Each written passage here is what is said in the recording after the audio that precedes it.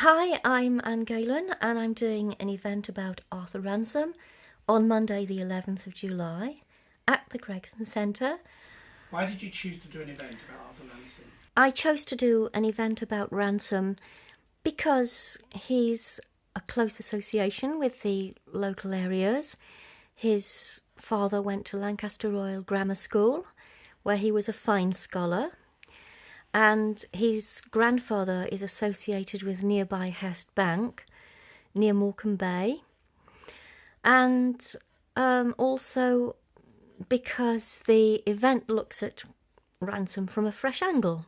What's the new stuff? The event looks at Ransom from a political angle.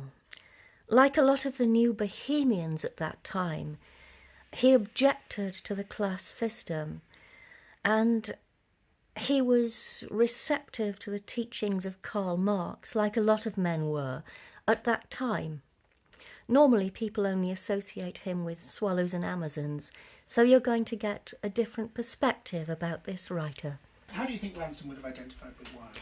I think he would have identified with the way Wilde satirised the upper classes in his plays, and I also think he would have identified with Wilde the poet in the way Wilde showed he was aware of the horrendous inequalities in Britain in the Victorian era, and which were also in Ransom's time. Can you give an example of that? Oh, absolutely. In Wilde's poem Humanitad, Wilde writes, "Poverty creeps through our sunless lanes, and with sharp knives cuts the warm throats of children stealthily, and no word said." There is this anger there, which people don't normally associate with Wilde. And in Wilde's poem Garden of Eros, there's also an echo of Blake's Jerusalem and the references to dark satanic mills in that particular poem. So you think they both had a shared vision of a better, fairer world? Absolutely. I think both men absolutely recognised the need for change in this country. What do you think is the significance of Ransom producing the first serious study of Wilde? I think it's very important that an obviously heterosexual man like Ransom produced a book acknowledging Wilde as a great author, because it would have given his book authority with the Edwardian book reading public. You mentioned Ransom being obviously heterosexual, Yes. Which is a bit strange. So can you explain that? Absolutely, yes. In Edwardian times, notions developed of healthy and unhealthy male habits and interests. And Ransom had all the healthy habits and interests. What were they? Having a moustache and smoking a pipe, which was trademark Ransom.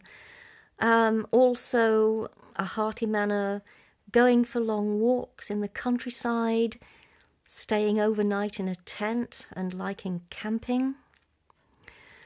All these would have been proof of a person's heterosexuality to Edwardians.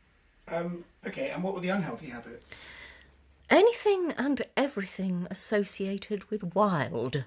Cigarettes, a love of house decoration, a love of French and Greek literature, and an interest and love of all poetry, with the exception of Kipling and Browning. I mean, it seems so odd to us today. Something like Glastonbury would have been very heterosexual.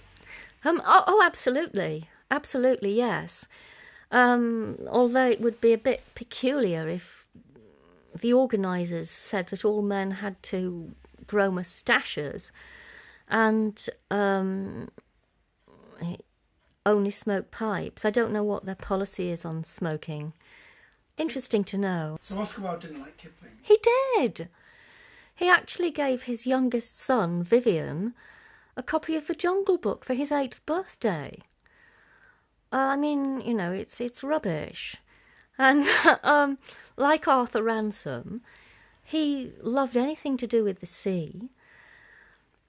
He was a strong swimmer and, like Ransom, loved sailing and travelling abroad. Neither man was feminine.